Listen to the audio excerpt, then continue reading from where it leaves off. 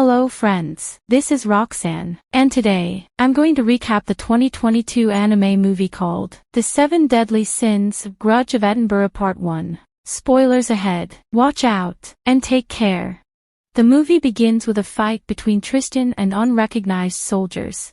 Tristan activates his powerful move and launches it on the unrecognized soldiers. They attack Tristan with their spears and demonic energy, but Tristan blocks the attack with his swords. He is accompanied by an unknown fairy, and they both begin to attack the unrecognized soldiers with their powerful moves. The unknown fairy uses lightning arrows to pierce the chests of unrecognized soldiers, while Tristan uses his 2 swords to defend himself against the unrecognized soldiers. Not only this, he also activates his most powerful spell and kills the most of the unrecognized soldiers in an instant. We then go to a flashback where Tristan is living a peaceful life with his parents in the kingdom of Lyonesse in northern Britannia.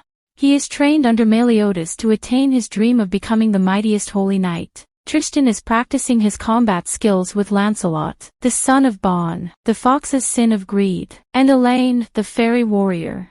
The two seem to enjoy the fight until Tristan loses complete control over his powers, and his demonic form steps in. Tristan fails to control himself and blindly attacks Lancelot, giving him a serious injury. Suddenly, Tristan wakes up from his dream only to realize that he had a nightmare. Soldiers of the kingdom begin searching for Tristan in the castle but don't find him anywhere in the castle. One of the soldiers tells Meliodas about the situation, who is now the king of the kingdom of Lyonesse. Instead of worrying about his son, Meliodas wonders where he could have gone this time. Meanwhile, Tristan steps out of the castle to explore the kingdom with Gother, the goat's sin of lust. Tristan and Gother reach near one of the cities of the kingdom where Tristan begins to thank Gother for teaching him how to ride a horse. Gother, who is quite happy about the performance of Tristan, informs him he has completed his horse training and does not have anything more to teach. Hearing this, Tristan states he wants to learn more, but Gother is quite skeptical about the situation since Tristan has been skipping practice to enhance his healing abilities, and he has to provide a valid reason to his father Meliodas. The two are quickly distracted by a sudden accident where 2 men are thrown off their carriage as the wheels give away. Both of them suffered from serious injuries. One man severed his extensor carpi radialis longus muscle, whereas the other broke his right costal and ensiform cartilage. Tristan immediately uses his powers and cures them with his healing abilities, which he inherited from his mother. Witnessing this event, the whole town is shocked by his powers, but also praises him for saving the lives of those 2. Later, Tristan returns to the castle to have dinner with his parents. Meliodas, who is now the king of the kingdom of Lyonesse, but still prefers to enjoy eating with his loved ones, instead of sitting far apart. Meliodas instantly questions him about his disappearance, and why he skipped his training. Tristan hesitantly responds that he skipped the training sessions to learn more about medicine from Hendrickson. Meliodas wanted to enhance his combat skills because he always wanted to become a holy knight, and fight against the evil in this world. Tristan clarified that it was something he desired as a child. He angrily left the dinner table because Meliodas didn't understand his feelings. We then see another flashback where Tristan struck Bon's son's right eye with his sword, heavily injuring it. Meliodas runs to the incident and asks Bon's son if he's okay. Lancelot greeted King Meliodas and told him he would be fine. Horrified at the incident, Tristan apologizes to Lancelot and tells him he didn't do it on purpose. Tristan, who was remembering his past, suddenly approached by his mother Elizabeth, who asks what's bothering him. Tristan informs her mother that he does not want to be a holy knight who fights bad guys, but wants to be the one who helps people out while they are suffering. Chuckling at the idea of Tristan, Elizabeth confronts Tristan about his father's motives and adds that fighting might be the only way to protect people someday. Tristan didn't respond to his mother and ended the conversation abruptly. Far from the kingdom, the unrecognized soldiers begin to attack the Alpa forest and kill anyone who comes in their way. A giant and a fairy try to defend the forest, but they are captured by demons with demonic powers. A little giant girl who is watching all this with the 2 fairies begins to cry but spotted by one unrecognized soldier. They try to run away, but an unrecognized soldier follows them and tries to kill them with his spear. Suddenly, an arrow struck the chest of the unrecognized soldier, killing him instantly. When they look up, they see an unknown fairy which we see at the beginning of the movie fighting alongside Tristan. Later, Tristan is awakened by the palace guards, who inform him about Elizabeth's sudden collapse. Unable to detect the real cause, Hendrickson stated that Elizabeth was cursed by a powerful spell, and that only the magic of a goddess could remove the curse. Elizabeth was too weak to fight the curse. Hearing this, Tristan decided to use his magical abilities to heal his mother. But he got drifted into a different realm, where he spotted a random creature casting a spell across the country. Tristan tried to reach him, but the creature closed the portal. It was revealed that the culprit behind the attack on Elizabeth is Deathpierce, who was a holy knight. Back in the kingdom, Tristan couldn't control his pain and decided to leave the castle to find the traitor. Obeying his king order, Gother cast a spell on Tristan so they could track where he was going. Elizabeth wakes up and asks Meliodas to stop Tristan. Hendrickson reveals to Meliodas that long ago, he read something in an ancient book. There are two ways to break powerful curses like this. The first is the healing power of the goddess race, and the second is an old-age remedy used by the fairy race. Hearing this, Gother sends a signal to the fairy king's forest. Deathpierce reveals that he served under Denzel Lyonesse to protect Lyonesse from the wrath of the demons and goddesses. Deathpierce witnessed death and manipulation across the kingdom.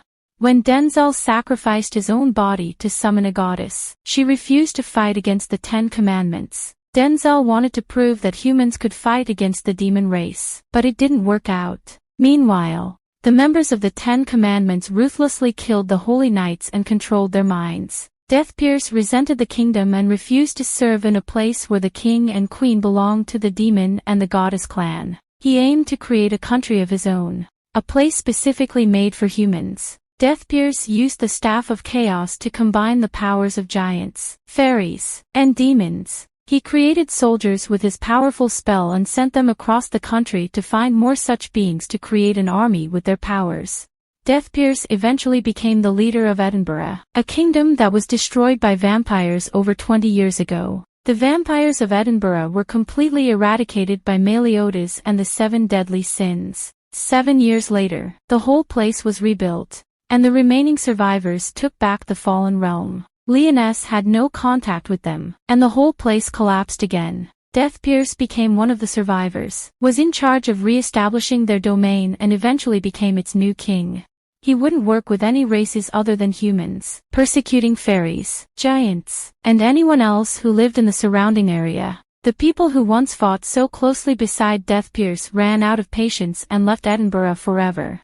Even though he became a king without any subjects to rule, Deathpierce still clung to the throne. Soon, the priest who worked alongside Deathpierce completed casting the spell across the country, which impacted Elizabeth as well as caused pain and anguish to others too.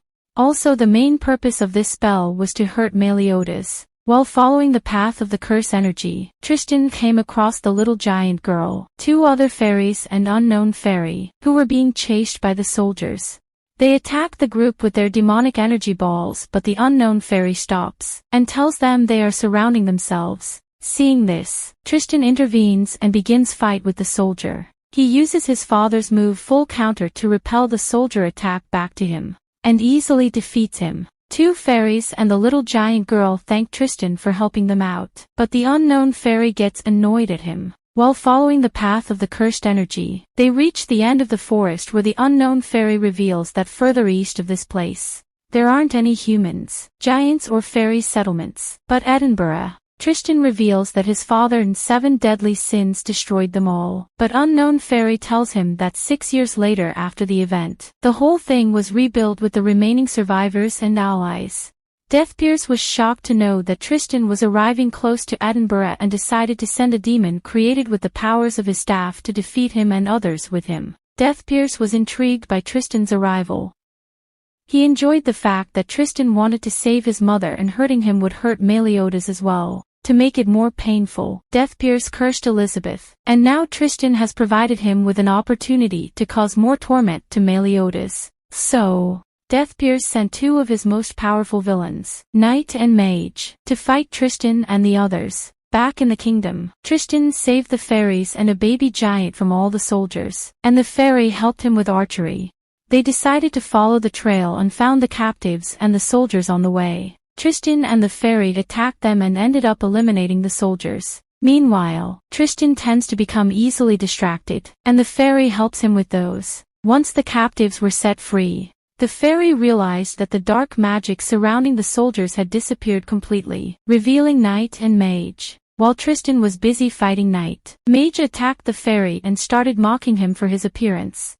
The fairy didn't respond to its vague comments and ignored them. To create more confusion, the Mage created a purple fog and attacked from the shadows. Surprisingly, the fairy predicted all its moves and ended up killing it by shooting a bow right across its neck. The moment the Mage died, the spell broke, and it was revealed that a young fairy and a dragon were combined with each other to create exquisite powers. The fairy decided to stop Tristan from killing Knight, but Tristan couldn't deal with his powers. His mind was drifting off to another dimension, and his demonic powers began sinking in. While Tristan battled his inner emotions, the fairy distracted the monster, and Tristan immediately warned him to get to safety. The fairy instantly mocked his statements and showed him that he was capable enough to kill that thing. Suddenly, the fairy changed its form and pierced right through the monster's chest, revealing his true form. And it was none other than Lancelot, the son of Bon. Tristan noticed his scar a few times and expected him to be Lancelot, but he changed his appearance completely, which was enough to fool anyone. And so, the movie ends with it. So friends, if you have enjoyed the recap of the movie, then don't forget to like this video and subscribe to my channel. Also, if you have any movies on your mind, which you want me to recap, then tell me in the comments below. Thank you.